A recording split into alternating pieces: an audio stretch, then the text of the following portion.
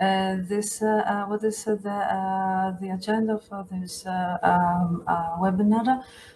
First of all, we would like we'll have some SEMIC overview and the webinar introduction. And then we will go into the introduction of the different aspects of the components of the style guide, and then we would like to have your feedback and reactions, and then we will have a conclusion, including our future steps. So you all know about the SEMIC action, the objectives of the SEMIC action, and the fact that it's trying to promote, share, and reuse semantic assets, provide alignment on the semantic definition, raise awareness of the importance of data and the metadata management. I think they're all known, as well as our core vocabularies and the dedicated application profile. So I'll skip this slide, which is very familiar, but we go to the objective of this webinar. The objective of this webinar is to answer the question: how do we build a semantic asset? And we would like to have we shared with you during the invitation, the email, a link about some preliminary work that we want to discuss with you on this, and practically we would like to by saying how we want to build semantic asset is to discuss on a technical level about rules on naming convention, syntax, artifact management, and organization, but we will describe in details during the different in the subsequent of the webinar. So how we ended up here, as you may already have been familiarized with the SEMIC actions during the years. The SEMIC action tries to provide some guidelines on important topics and through different studies and pilots. So in 2012, we published a study about 10 rules for persistent URIs. In 2015, we published the core vocabularies handbook. We had a different purpose. It focused on designing on guidelines, how to design new data models that extend the core vocabularies, and how to map existing data models to the core vocabulary, focusing basically on the business, having as a starting point the business needs.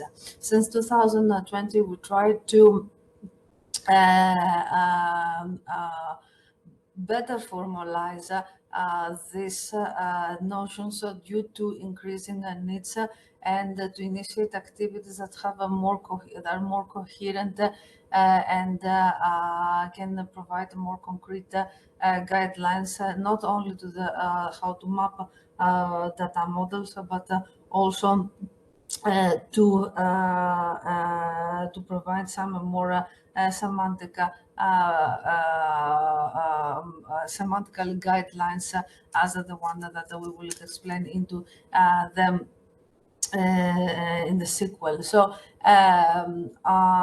that's why we're conducting. This is the first of a sequence of webinars. So we will try to we will present you our approach on the style guide, as well as what we call a toolkit, which is related to a webinar that is taking place the 7th of February. So what is the motivation of this type of action we are launching? So it is to share the existing experience and current practices in a document. What we want to do is practically we want to improve the quality of SEMIC assets as well as their coherence, and to streamline and support extension of vocabularies and application profile. This is raised as needed by different factors. When the first is, for example, the different application profiles that are created, have been created during the years, and the variation of our core vocabularies, as well as the big challenge that we have the recent years. Is the data space initiative where core vocabularies and application profiles can be used as a starting point as to a number of vocabularies that is being used in the data space area. What is our intention? We have today a webinar, the first of our webinars to discuss about the style guide. As I mentioned before, there is a webinar the 7th of February on the tooling for the data specification lifecycle, where the aim is to automatize the creation of our semantic assets and different serialization based on also taking under consideration the assumptions that are presented in the style guide. And we want to see also at the end how we will proceed with the current action in order to have a subsequent version on the webinar on the style guide the 19th of April, where we would like to finalize the assumptions that are presented right now, and also the information that's going to be shared through GitHub. Thank you very much, Pavlina, for this introduction. So, as you have seen, it's a long journey that we have made to this webinar. And so what is today's then activity is, in particular, we would like to collect feedback. And for doing that, we have done a number of things. One is, of course, we shared the style guide as it is today, the document. We did some pre-calls with a number of people, bilaterals, to see what this document reflected already, and how we already can improve today's webinar to better express what our objectives are, to make some of these remarks already help us to go in a better style guide. But of course, there's some feedback that is not yet taken into account, and that we will take into account together with the feedback we received today, or in the coming days through various channels. But of course, our main channel will be the GitHub page where the style guide is hosted. For today, we will collect feedback during the webinar through this mural board. So the link is in there, and the colleagues will post it as well in the chat. And in this mural, you'll find 4 blocks of topics of where we can find collecting feedback.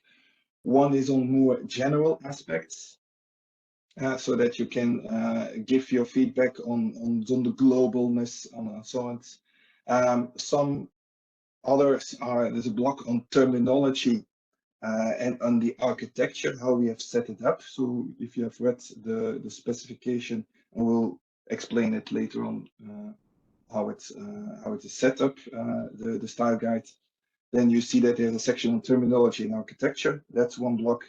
And then there's a section on what we call reuse principles. So if you have comments and advice and insights that you would like to share in that area, then there's a block for that. And then we have a block around specific rules. If you have let's say a particular need on a particular rule that stands out while reading it, or what you thought of, this is a valuable addition of a rules or topics of rules that could be hosted to it. Normally it should be open, the mural, for everybody, so it's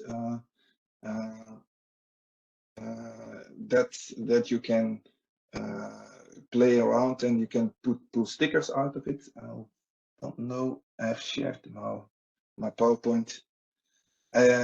If there's any issues with it, with the mural, then you can contact us, Jitse or William, and they try to adjust to you to connect.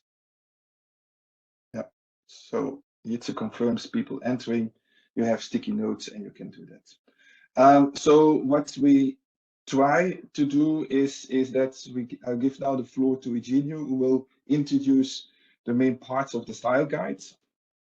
And with that, we give an introduction first to try to keep it smooth. If you still have comments and you want to intervene a bit, use in the chat, but we try to collect all the comments and to have then an open discussion at the end in the second phase. So after the introduction by Eugenio, we have a short break and then we do all the comments. We try to address all the comments. Okay.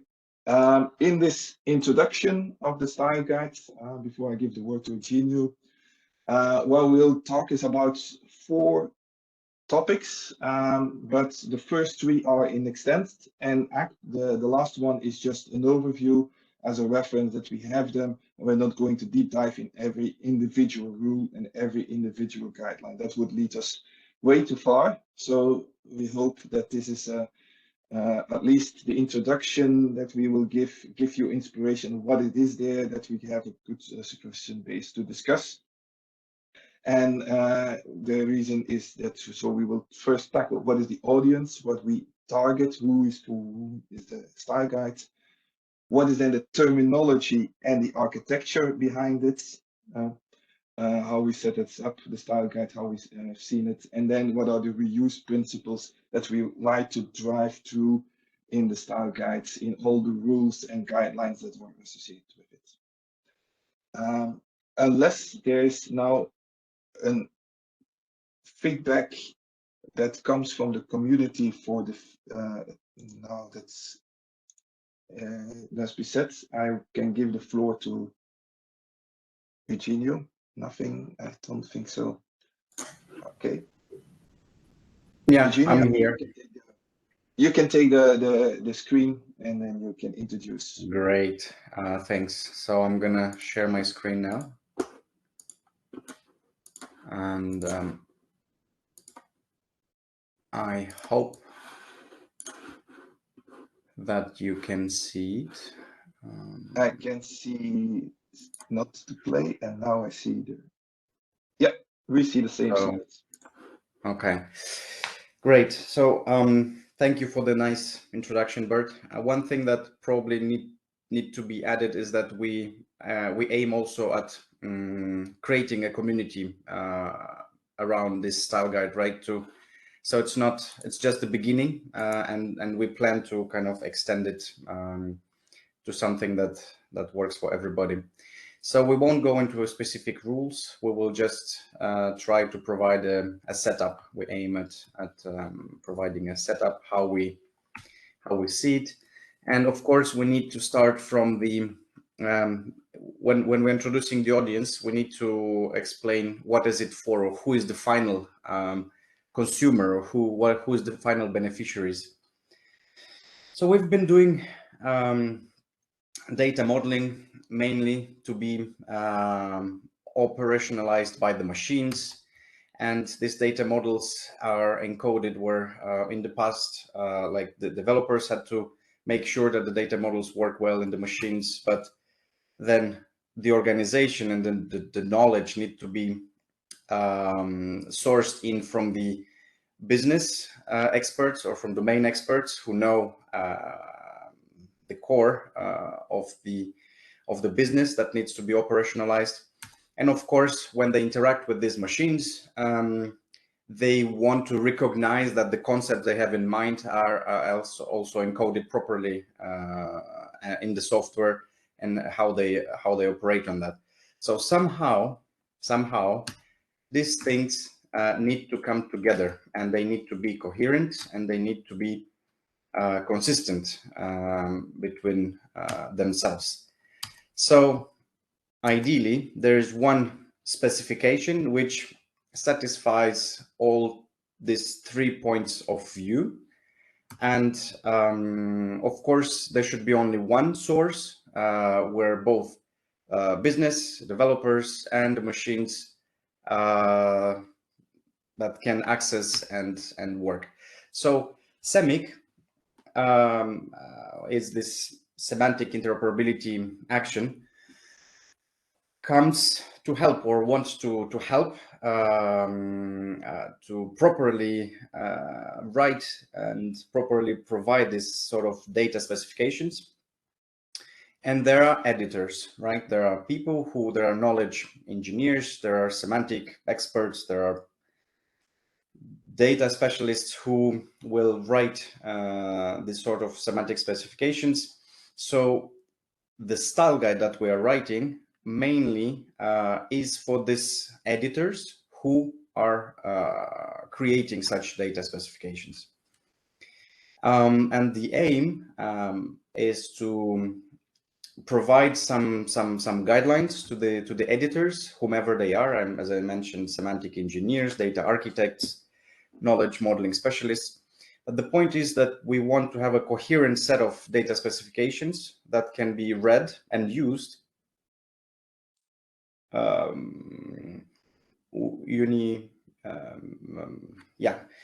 used by domain experts, developers, and the machines. Of course, we want to put a small disclaimer here that we want to limit ourselves to SEMIC context for the beginning. So we would like to start here, but ideally we want to kind of expand and open them as much as possible. When it comes to language is a very tricky thing. So we need to be careful when we are introducing terminology or when we are defining terms. Why?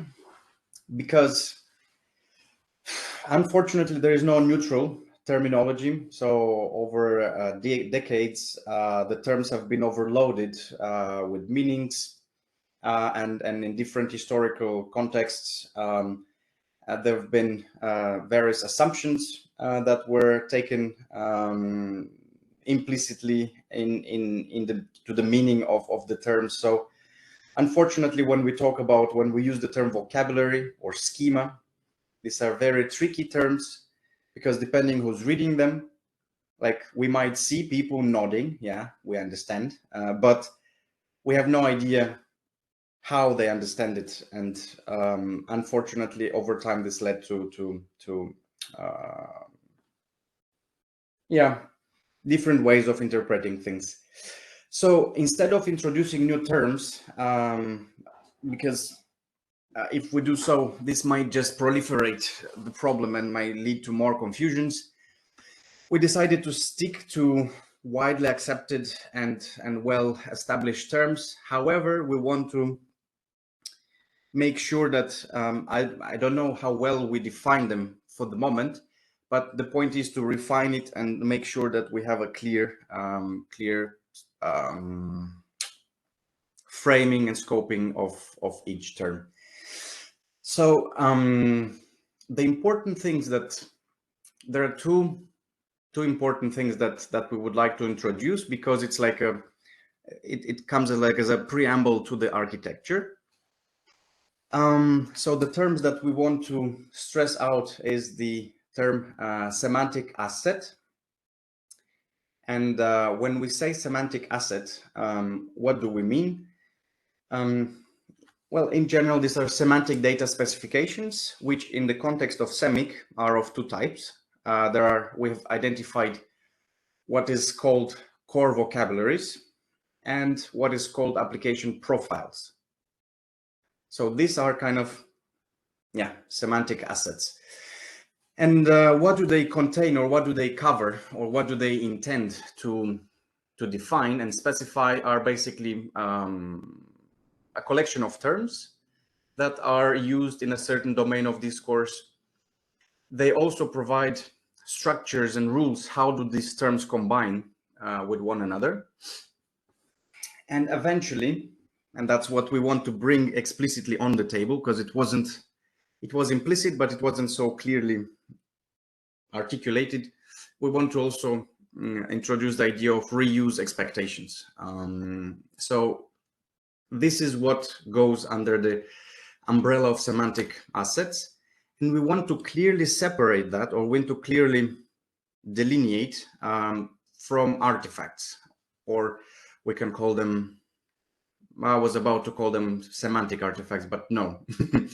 Artifacts, which is how, which they mostly deal with representations. They mostly address a specific concern or a specific need, and they are aimed for a certain use context. And the purpose actually goes both hands, addressing a concern, but also addressing a use context and addressing certain representations or information needs, because then we want to be precise how certain information needs are realized and how they are carried across, and they may be carried across multiple representations, but they will take different form. So among the artifacts, the important ones that we list would be OWL ontologies, OWL representation, the shackle representation, the HTML representation, and the UML representation. I highlighted these ones because we will see them in a moment as being like the most important ones, let's say. But we don't want to limit ourselves to these ones. That's why we bring to the table also the idea of XML, JSON-LD representation, pictures and diagrams. Of course, URIs are there. Actually, they're kind of pervasive. They're everywhere. So in this section, I just wanted to stress out the difference between semantic assets and artifacts, and we will see in a moment in the architecture how the two combine. Okay, so before going into more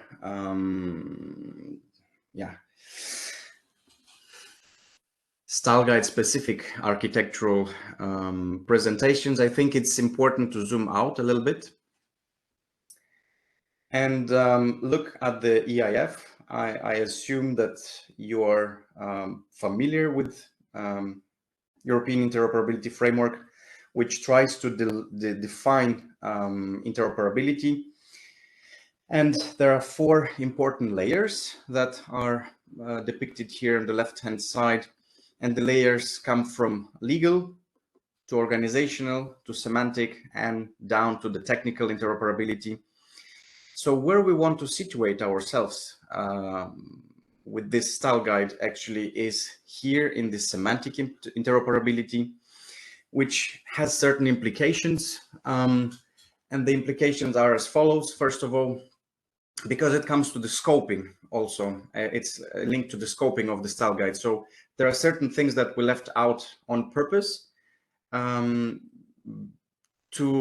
be able to clear address what's in this layer. So I can name already the governance, for example, the governance principles. We haven't addressed them yet, or modeling methodologies. We just stress out that we need one, but we do not insist on any particular one, or we do not go yet to the technical interoperability layer where we kind of help address the problems of how the semantic assets are realized with specific XSD schemas or JSON schemas, or but we plan to add that in the further developments. So let's take then let's zoom into SEMIC style guide, back into SEMIC style guide.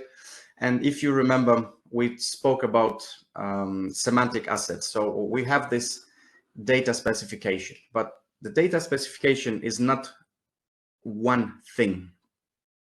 It is actually a set of a few things, or rather it needs to address a few concerns.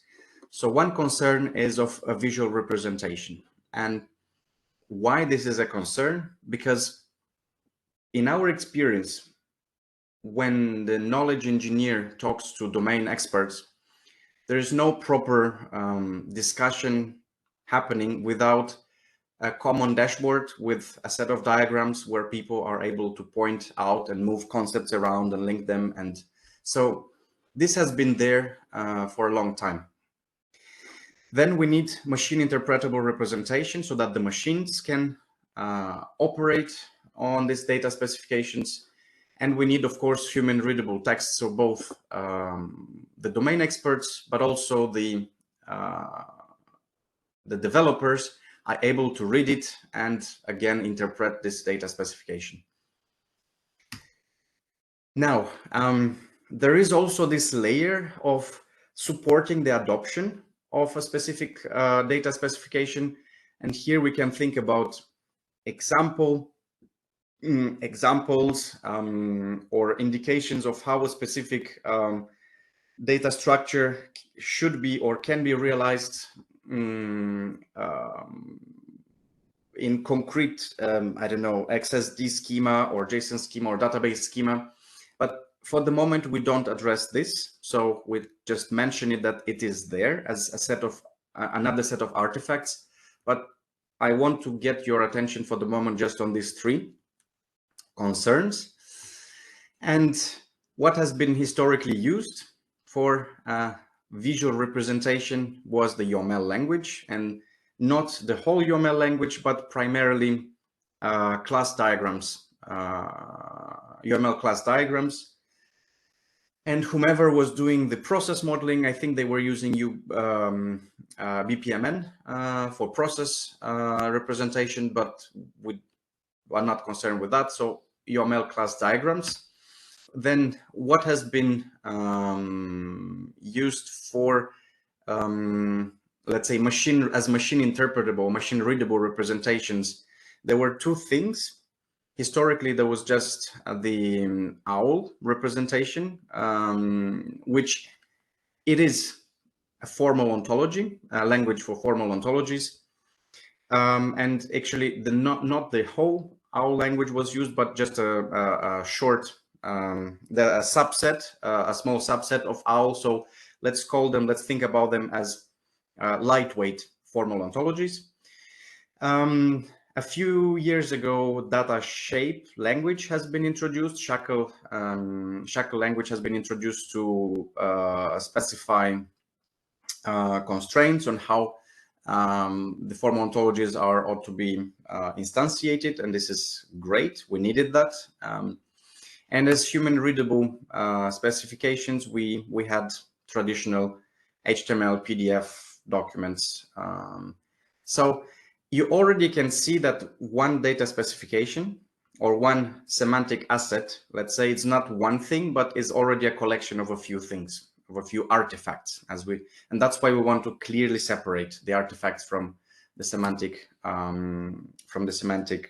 assets, or rather show how the semantic asset is a composition of several artifacts. And historically, I mean, not historic, these things need to be, because it's one data specification, so we have the problem of keeping in sync this artifact. So the YOML model need to be kept in sync with the formal ontologies, with the data shapes, and with the document.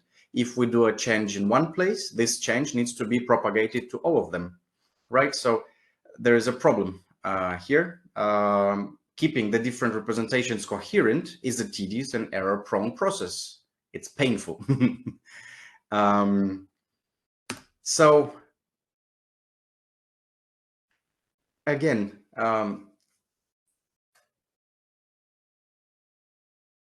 slowly, this idea of automating the maintenance of keeping a coherent, keeping all these artifacts in coherent in one with one another. The idea of automation came into the picture. And slowly the YOML took the role not just of a visual representation, but it also took the role of a language to represent a conceptual model, which it is. It is also a language for doing conceptual modeling, but it was not used like that. It was used just as a diagramming tool. And then if we allow ourselves to see UML as a conceptual modeling language, then we are able to automate generation of the formal ontologies, the generation of data shapes, and the generation of documents automatically from UML, provided that, of course, there's a very strong assumption that UML can express everything that we need to express in all these other artifacts. So anyway, a decision was made to use UML also as a language for conceptual modeling. And this stems from practice that, first of all, UML was used as a medium to interact with the domain experts and to automate generation of different artifacts. And how this was done, we already have tools. There were tools that were implemented already to support such an automation. So we have a proof that this works, basically. So if I were to leave you with one important thing, is that actually two important things here, that what we propose is to use UML not just, or to bring to the table, not just the formal ontologies and data shapes as part or the main data specification artifacts, but to bring also the idea of a conceptual model to the table. To bring to the table the idea of a conceptual model and the idea of automation to keep things in sync. So that's the thing that we want to stress out. Now, reuse principles. Reuse is a word that can be traced. I think it can be traced to the 90s, to the grandfathers of formal ontologies. I don't know, Ushold, Fox, that are talking about reuse. Also, Tim Berners-Lee talks about reuse. We encourage reuse, not reinventing the wheel, and so on. But somehow, reuse became one of these overloaded terms, which has many different meanings. Everybody has the impression that everyone knows what it means, but no one really said and clearly said what does reuse means in different contexts and how to denote it or how to signal reuse and what types of reuse there are. So we when we started writing this set of guidelines, we weren't aware even ourselves that, I mean, we started talking about reuse, but then we realized that we need a whole section just to address that. And I will just take a minute to say like why reuse is important, useful, but also painful. Because of course it's better to take advantage from the others' efforts that has been invested and just to build on top of someone else's work. But there are implications to that. It means that we become connected to others. It means that we may become bounded by the others, by the work of the others. It means that we are limited by what others or by the decisions that others have made. And it means that we will eventually have to start collaborating with others and invest time ourselves in order to make sure that our needs are also represented in the work of the others, so that we can are represented and addressed, so that our needs, you know, so that we can use or reuse that work. So again, as I said, the motivation for reuse and for addressing it is because it's not trivial to the problem of managing reuse or how reuse should be done. Or how to encourage others to reuse the work that we're doing, the modeling that we are doing. And so that's why we want to talk about this a little bit. Actually, we want to talk about this in more detail. So the moment when we reuse someone else's work, we become bounded. So data specifications are interlinked on different layers. But also when it comes to just a moment, let me gather my thoughts, because I'm having a few things that come to my mind at the same time. So reuse, basically, the idea of this slide is to show or to tell that when we reuse someone else's work, we need to respect and honor what's in the other's work, and we can't just cherry pick certain concepts disconnected from the whole specification. So we need to take into consideration everything that was provided there. But also reuse needs to be done in such a way, because different artifacts that compose a data specification, if we reuse something from an external specification and we bring it into our own, we need to make sure that that is probably signaled in the conceptual model, and we need to make sure that that is probably properly realized in the formal ontologies and data shapes, so that no logical constraint, no logical violations occur, or that things are consistent.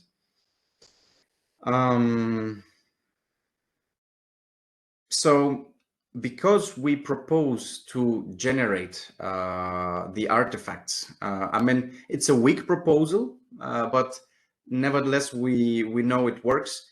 So because we want to generate the artifacts, the rest of the artifacts from the UML model, it means that the UML model or the conceptual model needs to satisfy all the information needs that will end up realized in the other artifacts or in the derived artifacts, and it is coherent. So back to reuse, we have identified 3 types of reuse, or actually, when we reuse, when we talk about reuse, it can happen either for classes defined somewhere else, or properties defined somewhere else. Now, when we reuse classes and properties defined somewhere else, how can this be done? It can either be done as is, so we just take, it's just equivalent or similar to a copy paste. We just take things as they are defined. Sometimes we want to reuse external definitions, but the context of our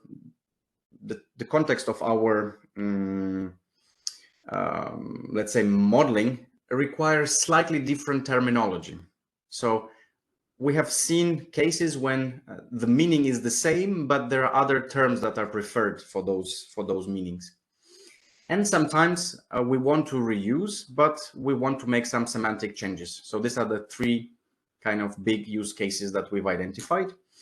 And the impact of reuse, or depending on what type of reuse we choose, or what type of how we reuse, it has impact on the way we denote, or with the way we signal this reuse, the way labels, so it has impact on the labels and definitions of the concepts.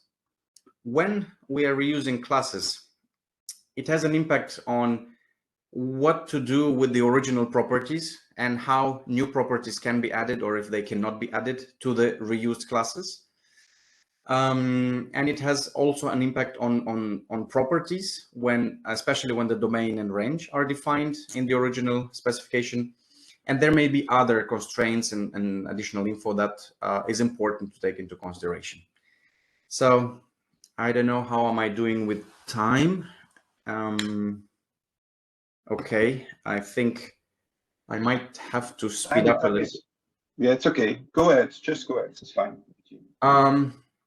Because denoting the reuse. Let me just see. Yes, so we have a set of examples to just demonstrate or to show you what we mean here. But before we go into examples, it's important to stress that when we denote reuse, we can say that we simply reuse a certain URI. So pointing or reusing a URI is equivalent to reuse as is in a way. And of course, it's a good principle, or it's a good idea to keep in mind, because URIs also may be dereferenceable, or it's a very precise pointer to the semantics. If we do reuse via subclasses or via subproperty relations, this is a logical way of structuring the or organizing relationship to the reused concept, and it is explicitly needs to be explicitly signaled in the conceptual model. And when it comes to human readable nodes, yes, they are very important, and they need to be again clearly represented so that people can understand how the reuse is happening. Now, we have some examples here, and this is something that is actually this is a real example, and there is a FOF friend of a friend specification which defines the class person, and it's the short URI is a FOF person. Then in the context of SEMIC, a core person vocabulary was created. And in this core vocabulary, the class FOF person is reused from FOF, and also the association between FOF person and FOF name is, let's say, weakly provided there. Why I say weakly? Because the core vocabulary proposes that an instance of a FOF person may have a name, but it's not a mandatory constraint. And then there is an application profile, ADAS, which reuses, or it's built on top of the core person vocabulary, which clearly specifies that a person must have a name. And this time, we talk about, like, we have like an external vocabulary, which is reused in a core vocabulary, which serves as a basis to build an application profile, such as ADAS, where more constraints are provided. So let's say that we want to reuse, let's say that in our context, we want to create a new specification, but and where we want to reuse the class FOF person. So and we want to reuse the property FOF name, and that's fine. We just point to the URIs defined in FOF. Now this is more or less, what happened actually in the core person vocabulary. So that's why we lowered this box here to the level of core person.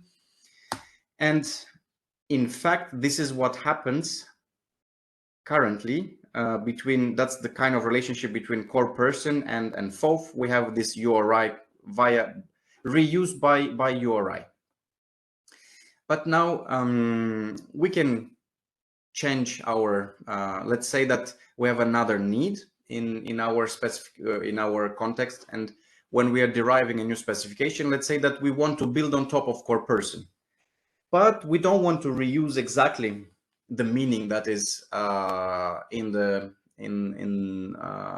core person, but we want to create a new version of a person. So we have a subclass, then we will create a subclass called new person, which is a subclass of a FOF person, and we will use FOF name on this, or we will suggest that FOF name may be used on this class. that, okay. And then if we do the subclass based reuse, then indirectly we reuse also the fourth person, because our subclass is a subclass of fourth person. If, however, we do not want to we do not want to create a new class, let's say that for our context, fourth person is good, but we don't want to build our new specification based on fourth, but we want to link it to core person vocabulary, we can always say that we reuse fourth person, but in our case, we need to make some minor adaptations, or we need to choose a different label, or we need to slightly tweak the definition. Of course, the definition needs to have the same meaning, but we want slightly different wording. Then, of course, this is possible. And then the type of reuse is again by URIs, but this time with with terminological adaptation, and that's the second type of reuse that I mentioned earlier. So this time we reuse, but with notes. And this is actually, this case, this is what happens in ADAS and this application profile, which builds on top of core person vocabulary, uses the URI, fourth person URI, but brings additional notes, or brings additional changes, brings some changes to the terminology. Now, if we want to build on top of ADAS, or to build a more precise application profile, again, the mechanism is exactly the same as at this layer from core person. We can simply create a new person, which is a subclass of fourth person, but this is reused from ADAS. And of course, we need to inherit all the constraints that was placed on this in this application profile, meaning that a person must have at least one name, and we can make it even more restrictive. So our person must have exactly one name. But what is? Am I missing something here? No. If we do that, no problem, we can do it. But we need to be aware that implicitly, by using ADAS and using fourth person from ADAS, we need to make sure that we address all the, let's say, concerns and all the specifications for this class defined in core person vocabulary, and also those that are defined in fourth person. So indirectly, we reuse basically the whole chain in a way. We don't reuse just ADAS, we reuse also core person vocabulary and fourth specification. So, but in case we don't need to subclass, let's say that it's fine, we can always reuse the same URI and add a few explanatory notes on the meaning of this person. So to wrap it up, the motivations or the types of reuse can be as is, with some terminological changes, or with some semantic adaptations.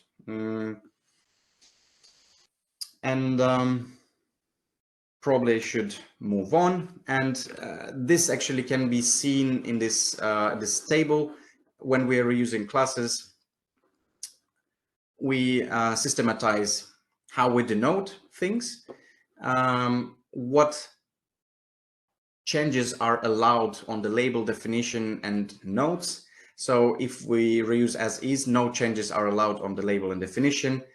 If we do reuse with terminological changes, that we keep the URI, but we may change, we may, let's say, provide a preferred label in our context, and we need to explain the nuance.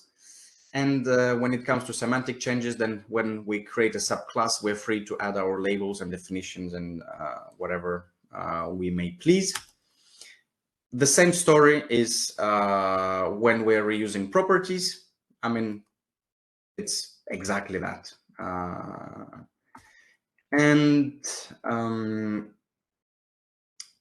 when it comes to scoping, yeah, that's an important thing to mention. And actually, it's slightly parallel dimension to what we spoke about until now. When we are creating a vocabulary or a core vocabulary, we need to keep in mind that classes and properties are first-class citizens. So, and that comes from how ontologies are being defined. They should be treated as independently defined concepts, which means that we should not, even if we see a UML representation where a class has certain properties linked to it, if we are at the vocabulary level, those links are not there. Those links should be considered only when the application profile, or we may provide some few broad constraints, but still the classes and properties should be treated as independent. Whereas when it comes to application profiles, we define data shapes and we do define bindings between classes and properties. And the class can no longer be treated separately or as a disconnected entity, disconnected concept. It's classes and properties that should be kind of conceptual. We need to conceptualize them like that. And this is actually represented here in our example. So when it comes to vocabularies and core vocabularies, well, they define classes and properties as independent, and just only the application profiles define links or bindings between classes and properties. I want to stress that the vocabularies may provide a few broad constraints, but those are like minimal or negligible. I think I have 2 more slides until I finish. So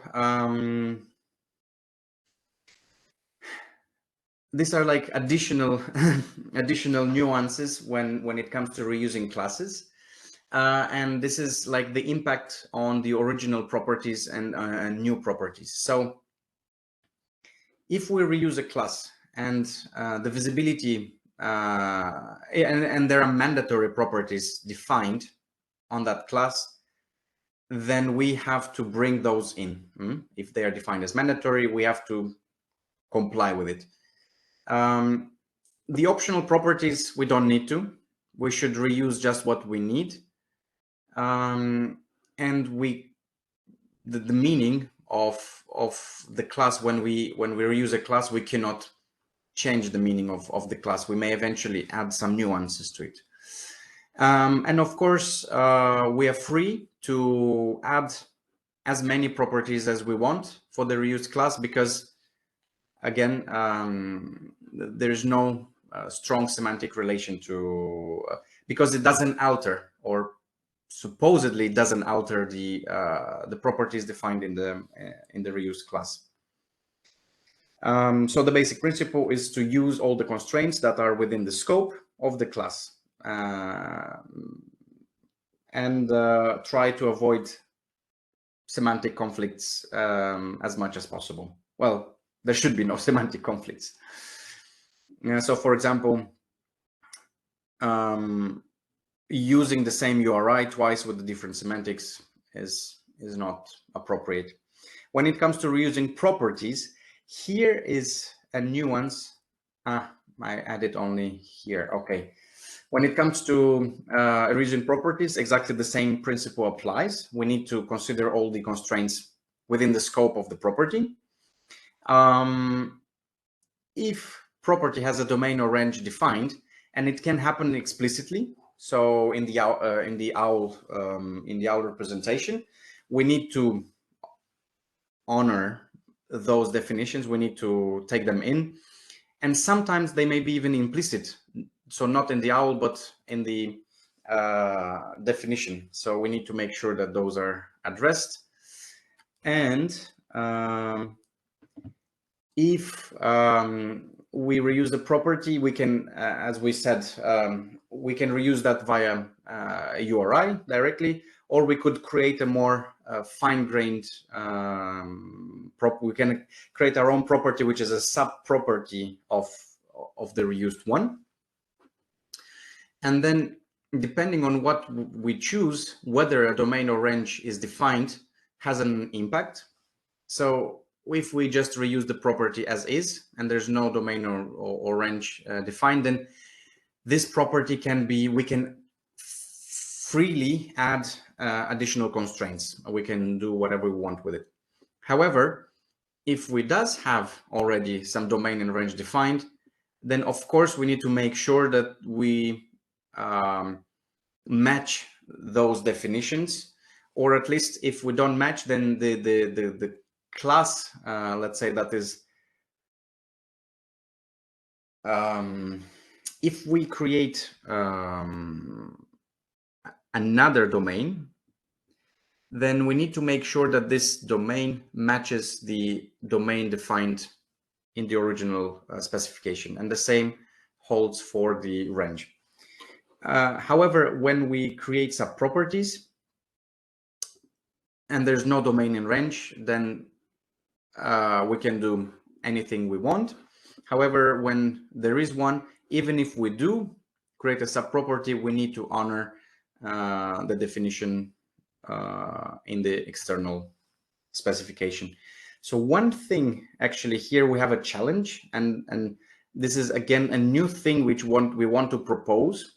It's not widely used, but we want to signal it at least and make it visible, because partly this problem has been avoided in different contexts up to now, and we want to propose a solution. If a domain and range is defined and we need to provide another one, then we have the situation where multiple domains and ranges are defined, and the OWL, the default meaning in OWL, if we provide more than one domain and one more range, is that it means intersection of all of them, and that is not what intuitively we want, because we want a union of all of them, which means that we want to use either this or that or the third class as a domain, and not something that is in the domain must be first, second, and third class, an instance of the first, second, and third class in order to qualify as an appropriate individual for that property. So that's actually, there's intuition and semantics defined in OWL, they go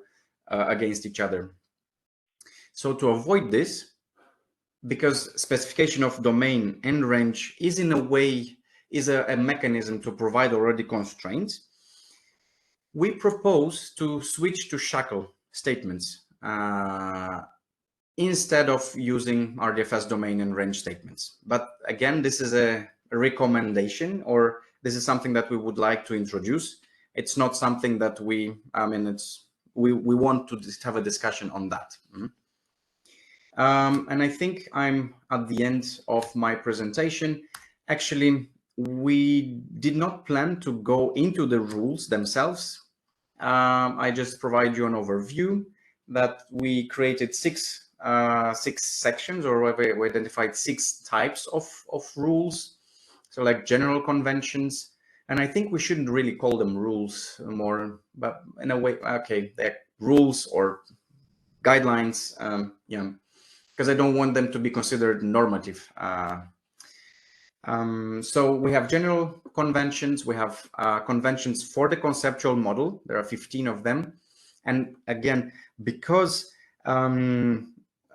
one thing that we want to propose is automation and keeping the conceptual model as a single source of truth, not for the final consumer. For the final consumer, we still want to offer the shackle, OWL, and the textual documentation, but for the editorial purposes, having a conceptual model on the table and keep using it as a single source of truth is vital. That's my personal opinion, actually. So that's why most of the conventions are provided here at the conceptual model level, but they cascade down to semantic conventions, to semantic. They apply also to in the semantic domain, in the data shape domain. And then we have a few methodological conventions and a few publication conventions. We try to keep things concise. So we have a statement, we have a rule identifier, we have a short statement of that rule or that convention, and then we provide a short description for it.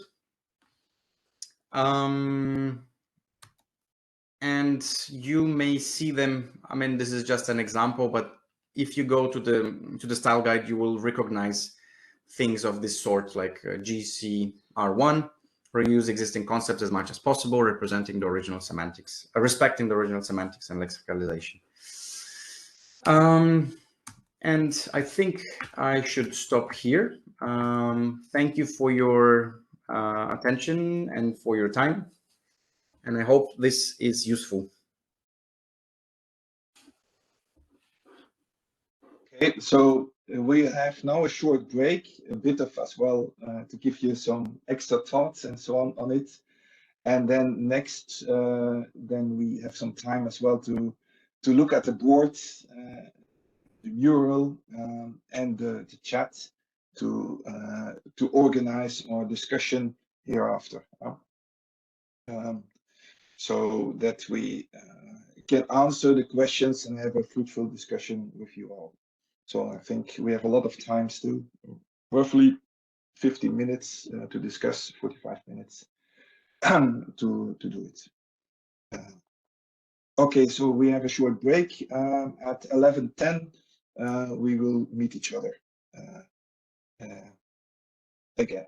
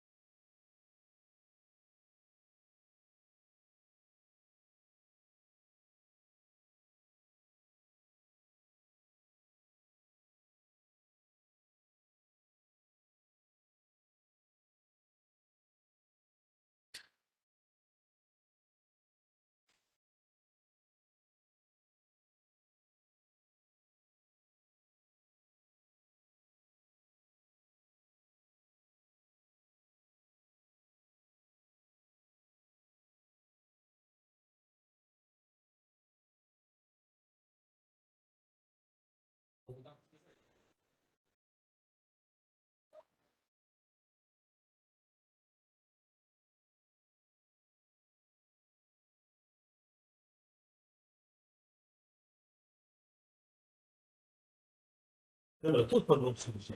Ale do mnie właśnie nie powinno. Nie, do Michała już idzie, dobra. No bo mam popsute to gniazdo.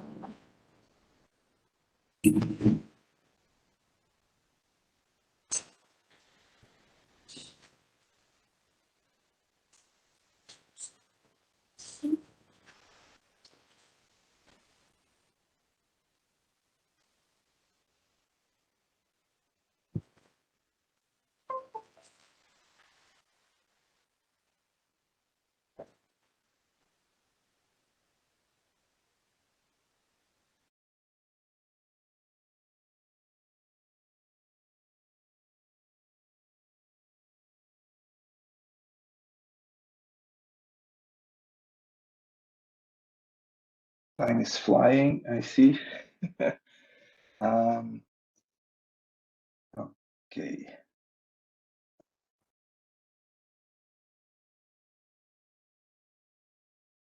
I wanted to do, before I take over the screen, one thing.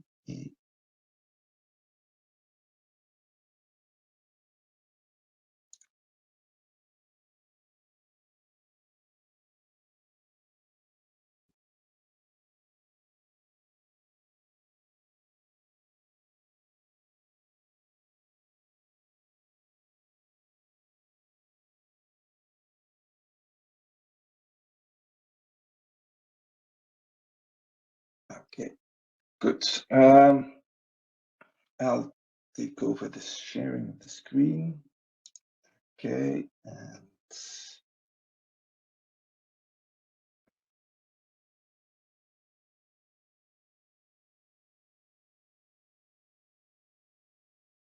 point share. And now if I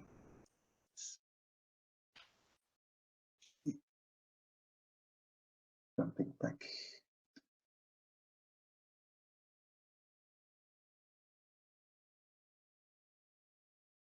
Okay, good.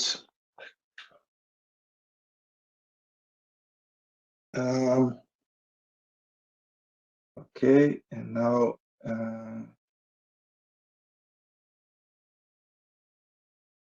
and it would be good that I see the chats again.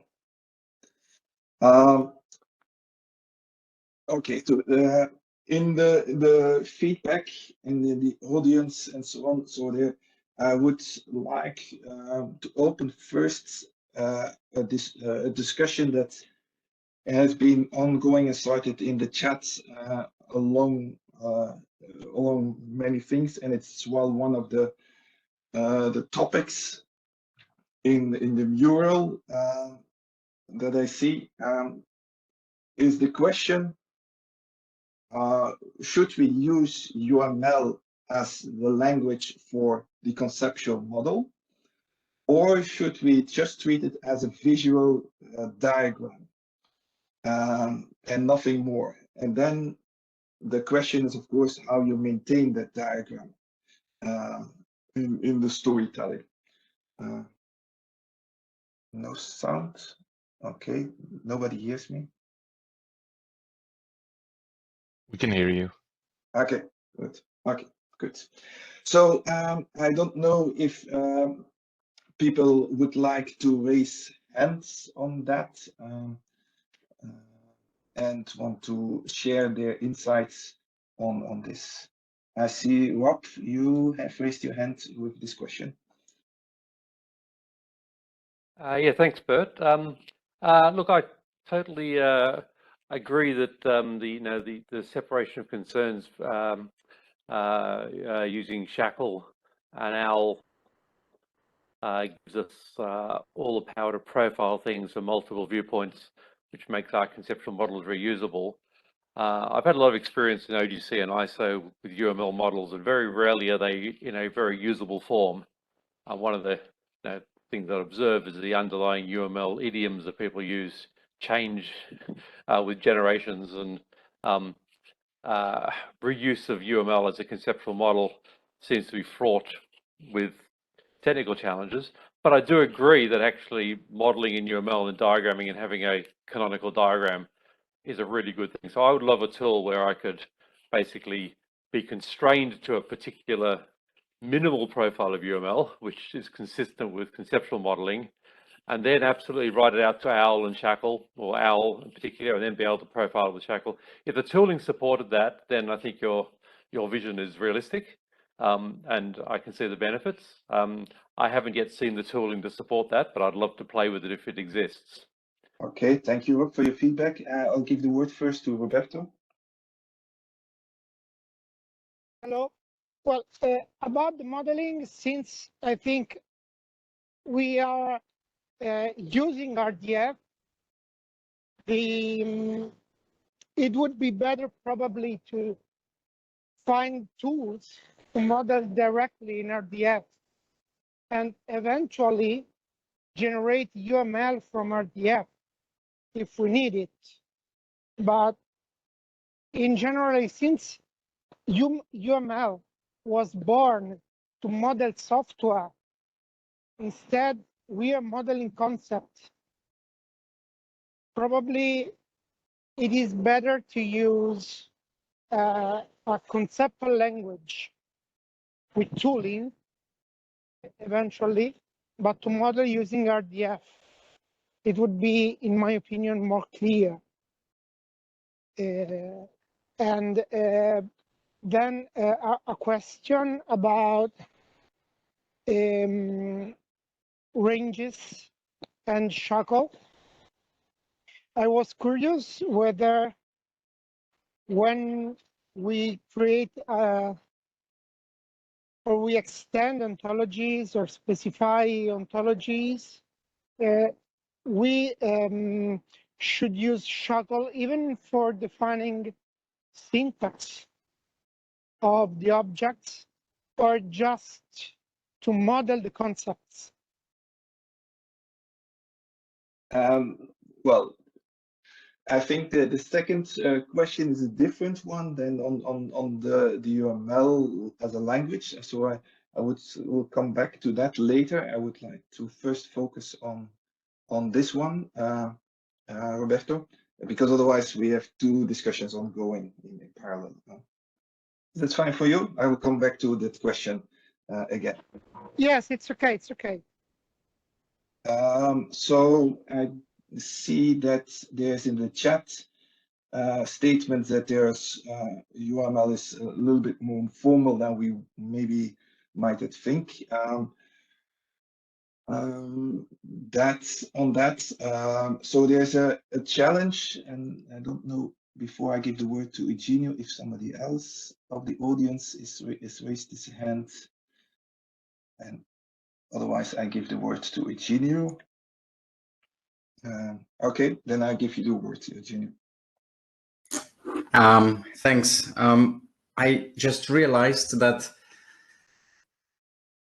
we have been discussing, there's been lengthy discussions on the drawbacks of UML, and we did not raise, or we did not address any of the drawbacks of UML in this presentation. And we did not also address how we propose to overcome these drawbacks. So it's normal that people will highlight or bring them up because they are there. One drawback is, and that's an important one, is that UML, okay, someone may challenge me on that, but I will still say it. UML does not have a formal semantics defined. And there are ways of defining or expressing the same concept in multiple fashions. So the same thing can be expressed in multiple ways. And then if that is the case, then someone can argue that UML is unfit as language to play this role of for conceptual modeling. To overcome this challenge, what we had to do, and that has been done also related to each implementation, to each tool chain, we had to not really create a UML profile, but to have a set of UML conventions, how things ought to be expressed so that they can be automated. So in a way, it is profiling, but not hard profiling in the UML itself, but just a set of conventions and expectations how we want to express things. The second comment I wanted to do, so by using this kind of conventions, what we are able to do, we're able to implement validators to check whether the UML, the XMI that represents the UML, conforms to these constraints or to these conventions or not. And then it will tell us whether it's suitable for automatic transformation or not. So that's one thing. The second thing I wanted to address is it just flew out of my head. So one thing on the UML conventions, and the second one was on the tools that we have.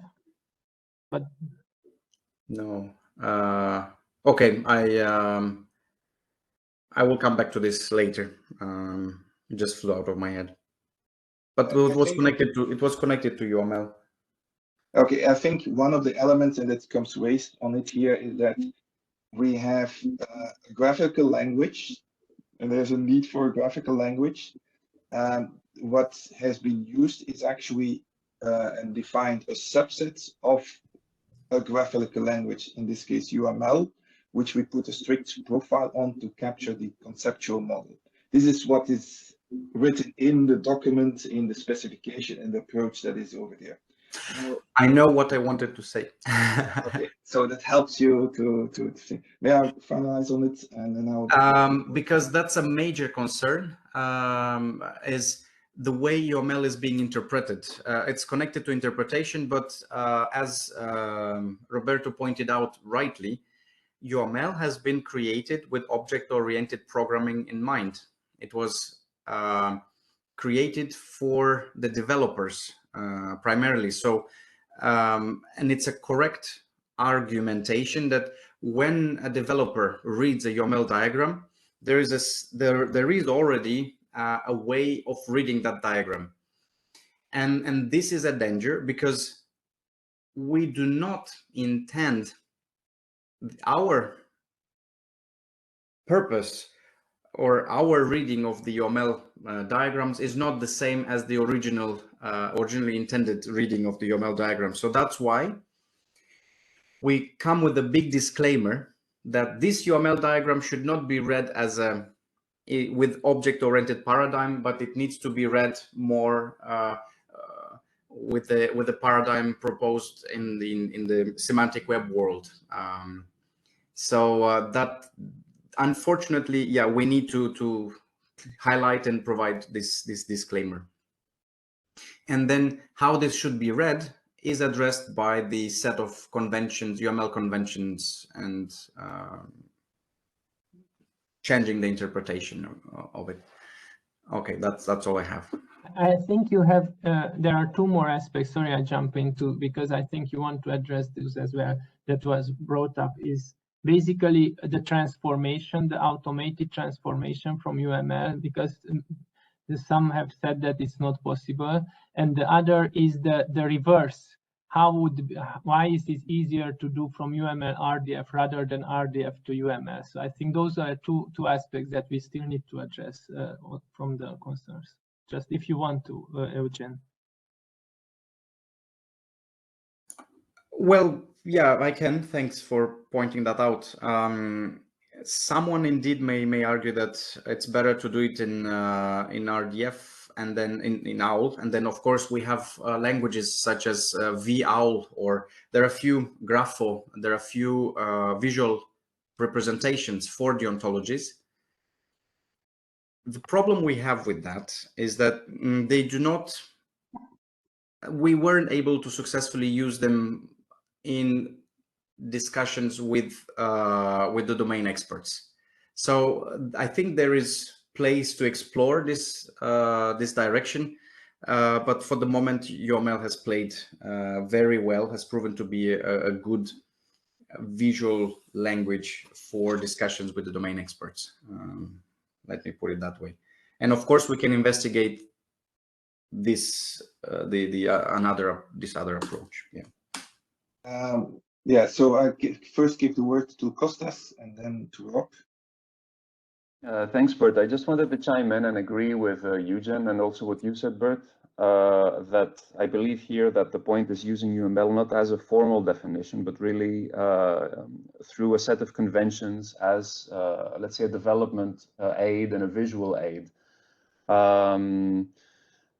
In terms of the generation of one from the other, I think it would be more simple to generate the RDF from the UML given these conventions, because I'm a bit in doubt if it would be possible really to generate the best possible UML from RDF. Not saying that the UML definitions wouldn't be able to be defined, but if we're trying to generate something that is more of a visual aid for developers and also a communications tool, how well can we automatically generate something that is supposed to be visually appealing and clear? So I would go with a generation from UML to RDF, but not considering anything in UML as being anything formal, but taking into account the conventions that we've been discussing to facilitate this generation, basically. Yeah, that's what is in there. It's of course we try to stick to, let's say, the natural interpretation of the graphical language, so that it's not counterintuitive, but it is somehow flowing. So that's what the goal on it. And then I would give the word to Rob. Yeah. Yeah, so I actually think there's three separate concerns here, and I would totally agree. I've just been through a co-design process with modelling standards for Australian and New Zealand governments for some things where they've failed for 10 years, and we had quite a successful process, but we used UML in exactly that sort of approach. But we actually modelled in OWL plus Shackle. That way we could actually put data straight into the model and test it as we went, and you can't do that with UML. So we actually just flip-flop between them. So I'm very interested in tooling and constraints that actually supports this. But I actually think we have three use cases. I think we have the use case where you're building and testing your model as you go, and OWL and Shackle is much better for that.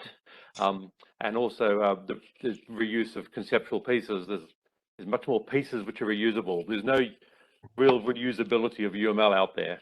The main UML tools don't have good reusable registries where you can download and reuse packages very well. The granularity is all wrong. It's really difficult.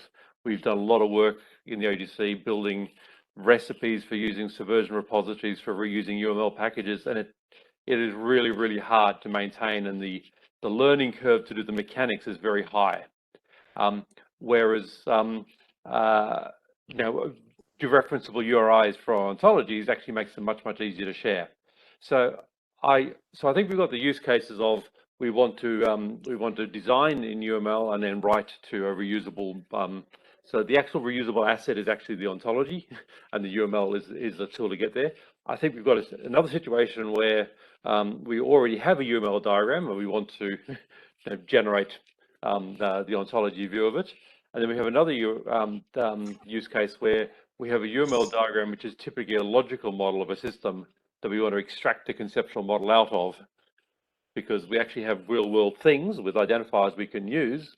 We have to understand the conceptual model so that we can then create additional views of those objects with additional properties. So I have a lighthouse that's been modeled as a navigation aid. I now want to add properties to it and look at it as an aviation hazard, and another person wants to look at it as an asset to maintain. So we end up extracting the concept so we can reuse the identifier from the logical model, which is a whole bunch of attributes which are specific to a particular view. So I think actually the style guide should acknowledge there are multiple use cases depending on your starting point, and then the validity of the fact that you can potentially work between them. And like you said, the RDF doesn't express the diagram optimization that you want to do.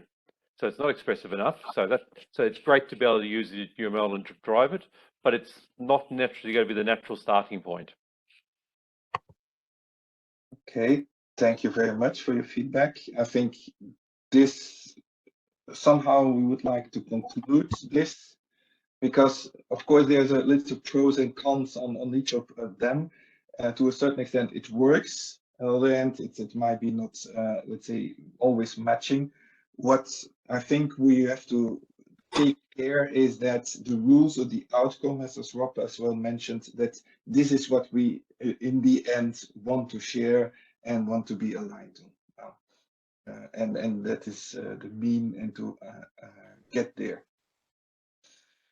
I don't know, Robert, if you want to add a final note. I wouldn't say that it's a final note. I just I thank you very much for this amazing session. I have a more like a practical question. Do you consider to have a sort of hands-on on the upcoming workshop in February? So like to find how to glue together all that work you've done. For me as an architect, these things are familiar, but I struggle to get them all in one piece together.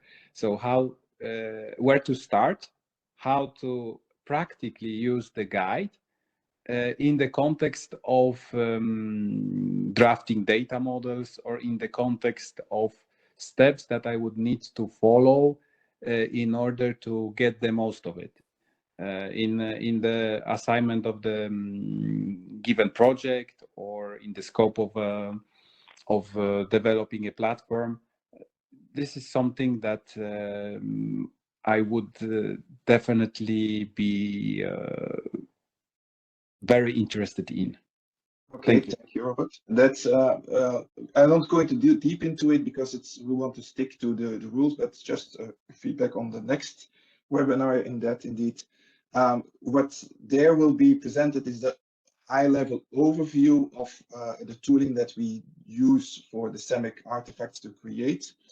What are the key concepts and the considerations into it? It is not a webinar about, let's say, a tutorial webinar about how it actually is being done.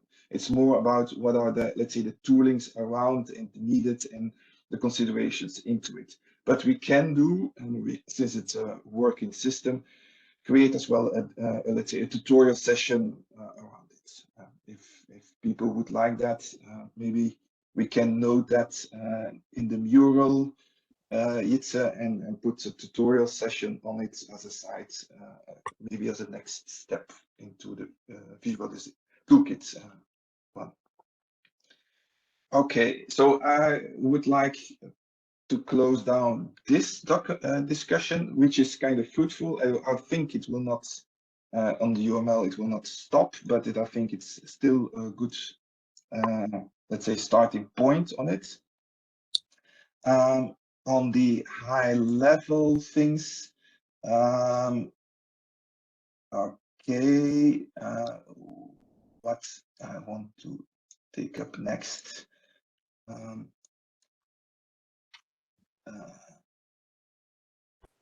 Okay, so I come back to a question that has been raised a few times, is the discussion on should we name things or profile things to shackle only. So this is kind of going to this reuse and what, sorry, I forgot your name, in the beginning was spoken in the feedback session. How shall we, let's say, scope of refrain to shapes and profile it, or shall we explicitly name it? And I think on that level, there might be some advice or, let's say, practices that is currently in the community ongoing to be shared.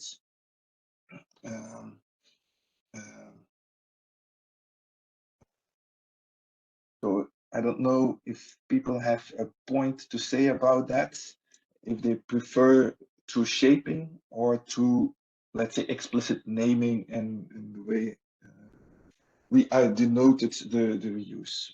See, Rob is raising his hand. I'll just update. Sorry to keep butting in, but I did send a link to a thing called the Profiles vocabulary, which came out of some work looking at profiling the DCAT and looking at the experience with the European DCAT AP and formalizing profiles. And we generalize it so that a profile is an object with an identity, i.e. it's a set of rules, and then it has as many different resources performing whatever roles we declare in a roles vocabulary, and those roles, those resources are annotated with what they conform to and you know, what's the nature of those roles. So that's a natural way you can attach shackle, but we also attach class diagrams for explanatory things, or guidance notes, or examples, or links to shackle playgrounds. All these things are, so feel free to have a look at that, because it's kind of ready to go for solving that problem. Okay, thank you, Rob. I saw as well touched on this question. I saw in the chat in the past from Honza a point on the example of FOV, which is related. I don't know if Honza you would add something more to it. Well, I think it was clarified afterwards, because just that example looked like we are actually talking about the owl and kind of coding in those relations directly. But I think afterwards it was clarified that this is kind of against the recommendation and should be done only on the level of shackle, which I think would be the better way to go about it. Okay. Are there any, let's say, recommendations or feedback that the community would give on, let's say, the use of shackle and the use of owl, and trying to, let's say, provide some, let's say, common rules on what is in each of the representations? I don't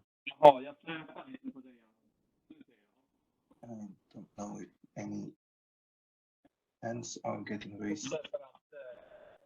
Yeah, Honza, I see you. Hand. Yeah, I mean, not from a large practice, but I would just, yeah, resonate again that putting the strong semantics into OWL makes its reuse down the line more difficult. So putting these things in I don't know, the shackle or the eventual XML serialization XSDs is potentially better solution for long-term reuse. Okay.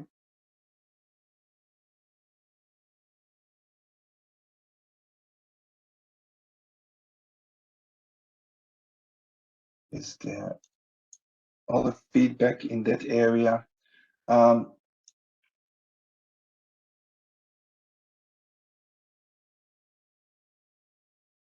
Okay. Eugene raised his hand. Okay, I didn't saw it. So I want to quickly address this problem of expressivity, which is again a very valid concern. That the moment we start talking about formal ontologies, they mean something which is far beyond actually the needs of creating standards for the purpose of interoperability. And one thing that we insist in the style guide actually is that we say that we call this artifact properly. It's an ontology, but we put restrictions, or we propose limitations on what sort of expressions should be used, what formal expression should be used when defining this formal ontology, therefore leading to a lightweight ontology. So we want to encourage to use only lightweight ontologies, because as you said, and rightly, the moment when we go to more heavyweight ontologies, it becomes nearly impossible of creating, let's say, realizations in XSD, in XML, JSON, like fulfilling these requirements of interoperability. So yeah, we provide a limitation on that.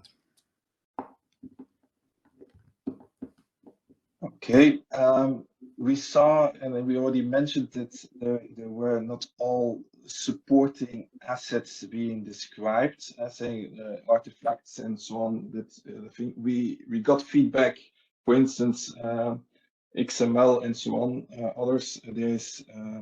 We have good guidelines. There's a style guide or earlier version of one of these topics on the open guidelines, where I'll put it in the chat, where you can find XML principles and generation principles. Those things could be integrated into the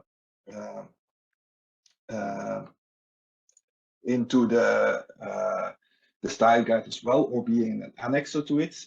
But are there other, let's say, artifacts or topics that would be put on a roadmap according to you, that we should, as a community, try to, let's say, put more guidelines around, so that we step towards a more coherent and reusable situation? Are there any comments from that?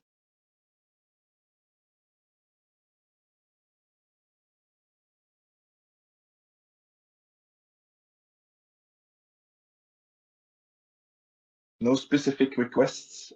I see Geert is raised his hand. Sorry. Geert?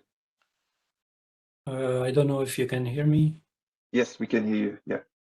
It was just a question about a previous remark about lightweight. What do you understand about lightweight? Because if this is in a semantic meaning, at the Oslo Digital Flanders project, we often do not make lightweight things.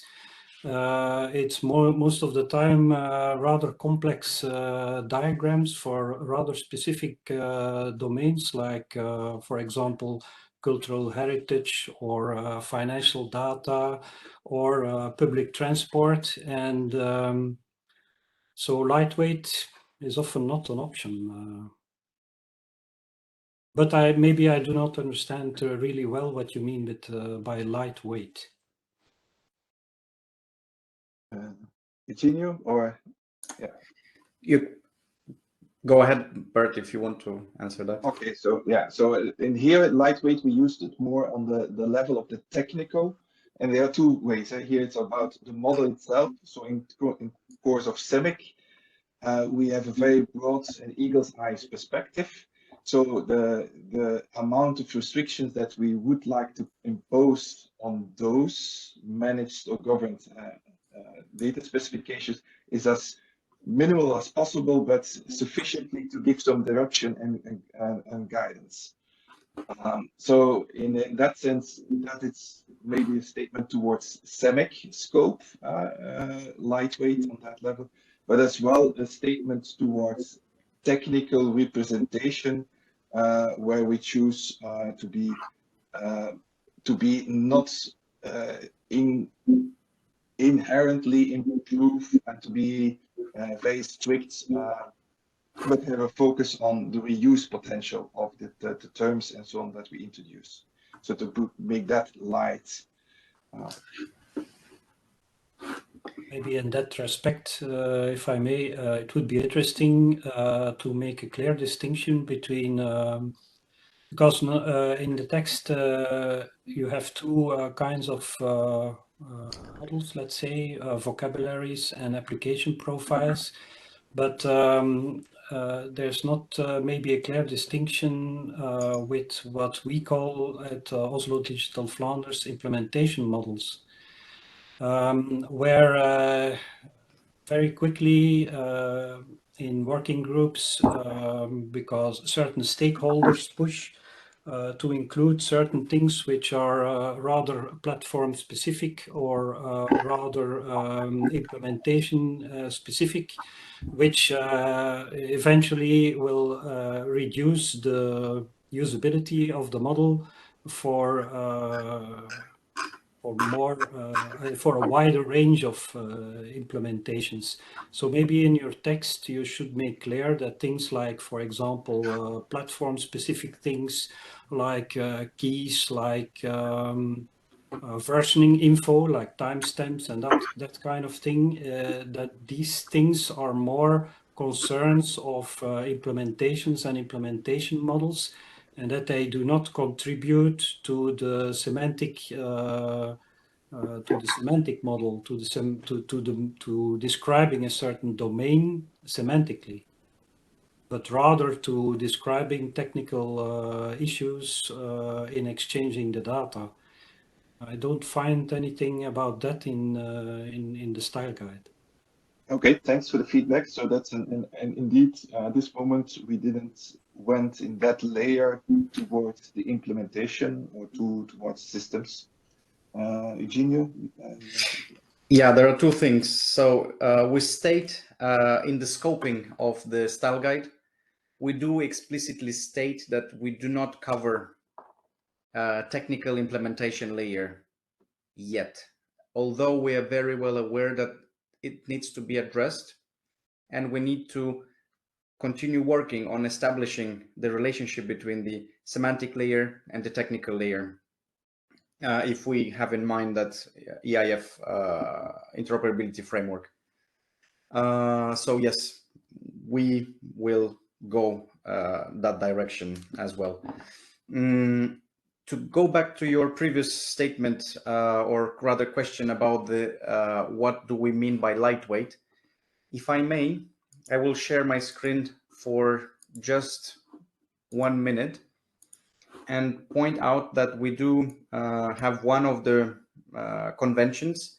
What do we mean by limited expressivity, or actually how limited and what does lightweight means? And we provide a set of expressions, types of expressions that we encourage to be used for in the formal ontology, and they are actually very, very limited, very, very limited.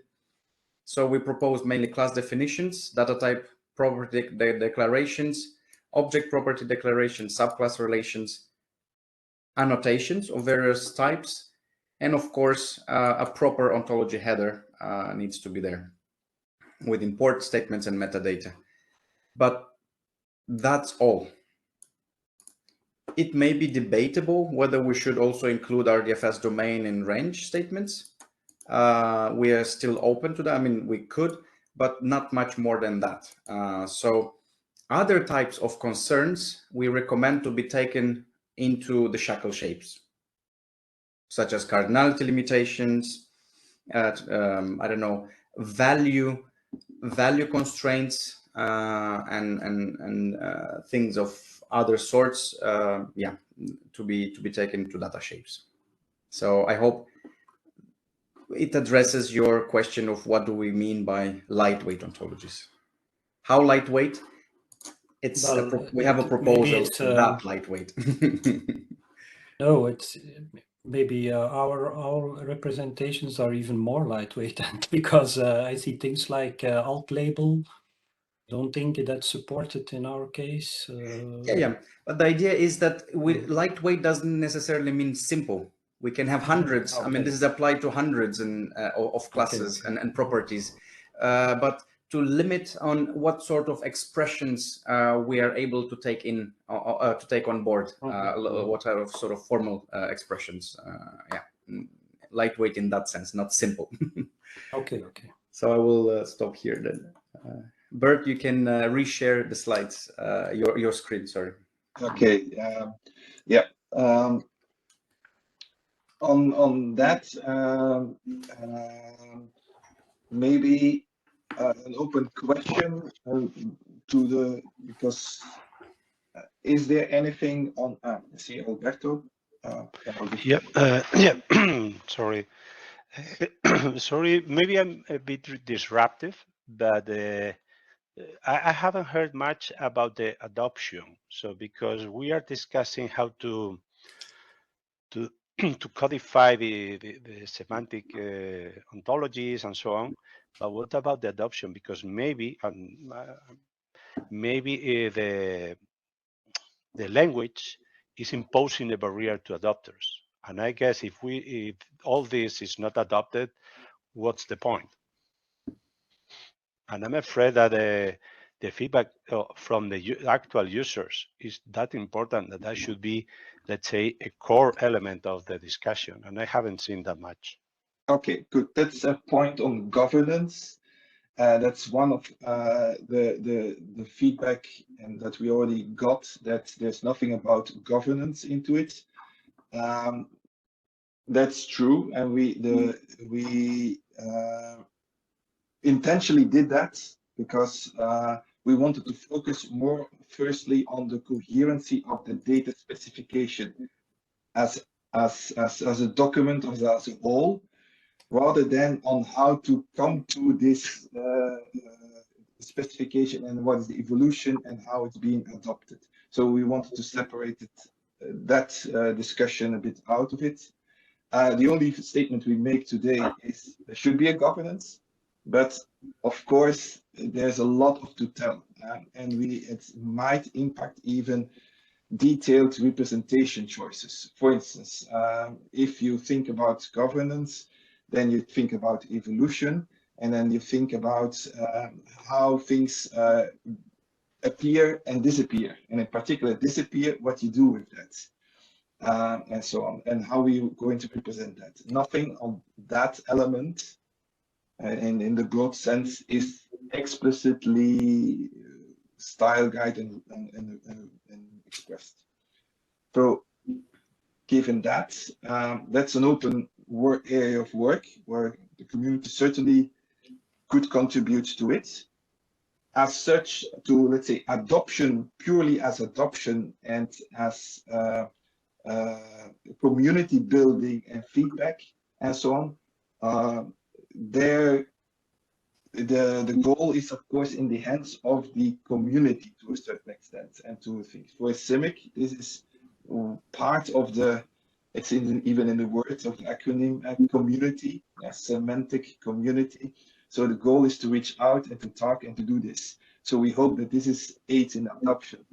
But yeah, if you have an application profile or an implementation model somewhere in a corner and you just keep it behind the closed doors, and it's very hard to get adoption. But that's not the responsibility of SEMIC as such, then it's the responsibility of the owner of that specification. We can give some guidelines around it and to make it interoperable on that level, but that community building is a challenge. The only thing what we want to stress and with community building is about the reuse. So in the things that by putting up reuse as a key principle section, we think and we believe that this is a way on how to create more adoption. Because if you reuse somebody else's work, you adopt that and you create a community and you try to invest as well in that community of the other one. So it's technically implicit, but it's not explicitly elaborated. Are there any suggestions, Alberto, that's from your side? Geert has his hand raised. Yeah, I had my hand raised. I was typing now. Yeah, I just wanted to add, I was just typing it, that a well-formalized model will be, on the contrary, more readily adapted by certainly by developers and people who are implementing data exchange things. They might be not so be so readable, but that doesn't mean that they are not adopted. In our experience is that if you can say we have a standard and it has been governed in a way that it was made by a whole group of stakeholders who put their effort in it, and it is backed by an international organization, being it ISO, OGC, Inspire, SEMIC, or whatever, that these standards are much more readily adapted than in previous situations. So a good, I think, adoption is indeed how to say an ongoing thing. But if you don't have a well-formalized standard, this will hamper adoption. So a good formalized standard with a technical, how to say, base is a must for adoption. Thank you, Kate. That's a goal that we're working towards. So this is one part of the story. Rob, you want to add something here? Yeah, I guess the question was, there's a lot of talk about the rules that you want to enforce, and we mentioned briefly tooling. I guess, was there plans explicitly, I mean, how do you make that tooling available enough to support adoption? Because there's a range of different tools people use out there. So for example, a lot of people use Enterprise Architect, which is a proprietary tool in the UML world. Some, you know, there's a lot of people obviously using various open source ones. Getting the same rule enforcement in different tools seems to be problematic. What's your plan for, yeah, the support of this via? Okay, so there are different levels here. First, there's at the level of, let's say, the style guide here is to agree that we reach the same data specification way of style and expectation, so that we can do the reuse and have the communities interconnected. So this is the layer on that. So that influences, of course, the toolings that are being built. Because if you don't want to adhere to these guidelines, then there might be slightly different outcomes out of agreements, and then you get into the same, let's say, challenging things of reuse. So that's a challenge on like, anyhow, for everybody who's building tools have to take that into account. That's first. A second thing on the tooling itself, there is on one hand an open source tooling, the Oslo tooling and the e-procurement tooling that indeed follows these guidelines to a large extent. There might be still to be certain things to be improved on it, but to a large extent it follows these guidelines. And they take as input indeed a UML model, and that is the only, let's say then the proprietary part of it, is that the conceptual model is stored in a proprietary artifact or file. That is the only main thing to it. So if we can open up and loosen that up, then it becomes all open to everyone. So that's then the challenge to be done. No. But we open community to it, and to see how we can create a new step, a new entry point for that. Because to a large extent, it is the editor's environment, and it was in the beginning, we welcome an editor environment where we can do this work. But everybody has some, let's say, user experience preferences, and like maybe it's like Word or Open Office, etc. tools or something in the past. Which one do you like? Sometimes it's as well to that, and we want to be open to that. And those toolings, let's say, the transformations are open to allow that. So that's an element I want to share on that. Maybe it's not a perfect answer, Rob, but there's an investment towards, let's say, opening it and to bring more this, let's say, base experience to everyone.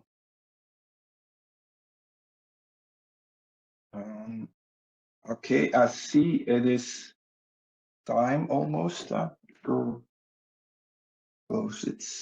Yeah. So Jitse mentions on the chat that we keep the mural open to add some additional feedback. It will be not closed for it.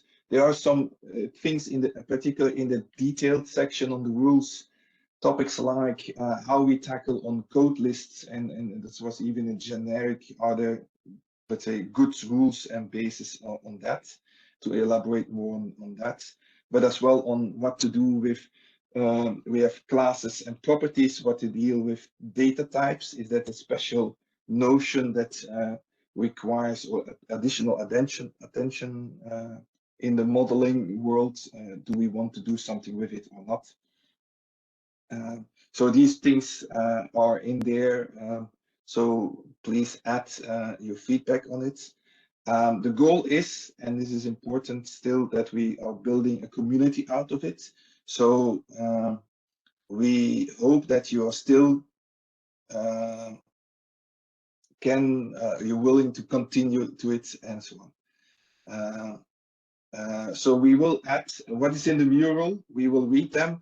You don't need to post yourself or to transfer it to GitHub. We will do that if needed, but you feel free. If you would like to do that yourself, you can do it. So the GitHub is open for everyone to post and to add comments. So otherwise, of course, you can always reach out to the SEMIC team. Yeah. I'll keep that. Pavlina? Yes.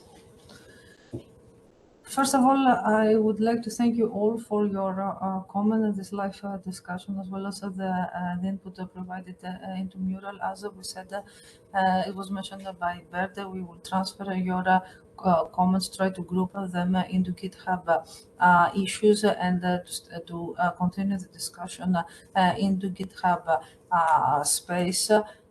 So even for those that couldn't attend the current meeting, so what are our plans about the style guide? First of all, we would kindly ask you to provide feedback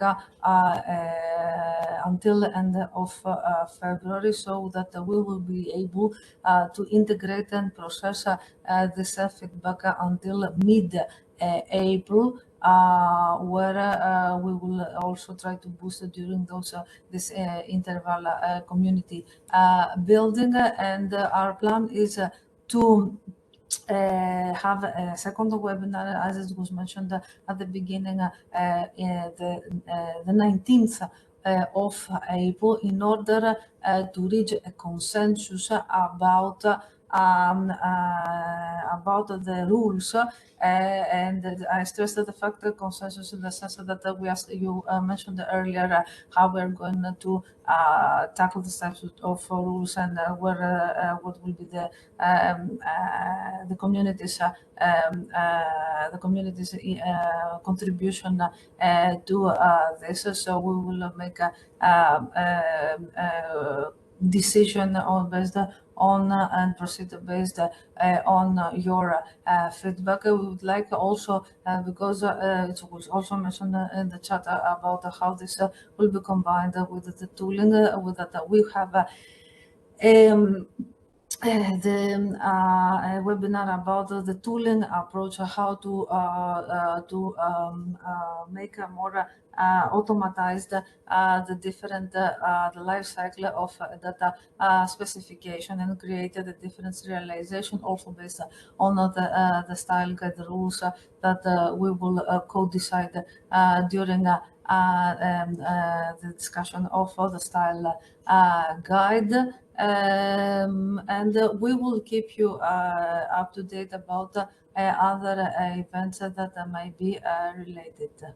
So, having said that, I would like to thank you all for attending the meeting, and I will strongly encourage you to provide the feedback into GitHub, because it is very important for us to hear what are the different approaches, different the ways of tackling those things, and to reach a consensus. Thank you so much.